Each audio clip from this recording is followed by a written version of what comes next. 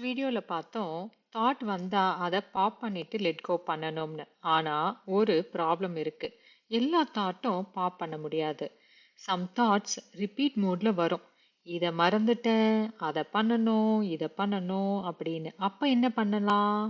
எதனால ஏற்படுதுன்னா நமக்குள்ள ஒரு பயம். நாம் அந்த விஷயத்த மறந்துட்டா என்ன பண்றதுங்கிறது. இது ஒரு சர்வைவல் இன்ஸ்டிங்க்ட்.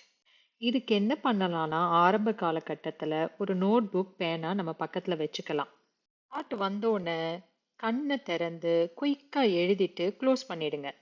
இது ரைட்டிங் இல்ல, மென்டல் ஆஃப்லோடிங். நீங்க பிரெயினுக்கு சொல்றீங்க, இட்ஸ் சேஃப் நவ், நான் எழுதிட்டேன்.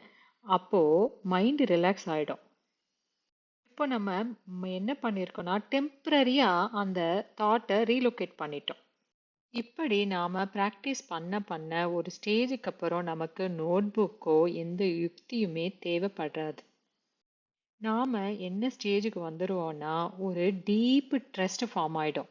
நமக்கு கட்டாயமா அந்த விஷயம் தெரியணும், முக்கியமான விஷயம் அப்படின்னா நமக்கு மெடிடேஷன் முடிஞ்சதுக்கு அப்புறம் அது கட்டாயமா ஞாபகத்துக்கு வரும்னு.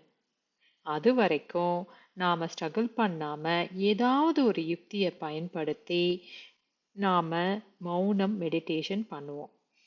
நாம ஸ்பேஸ் கிரியேட் பண்ணாதான் அமைதிக்கு அங்க இடம் கிடைக்கும்.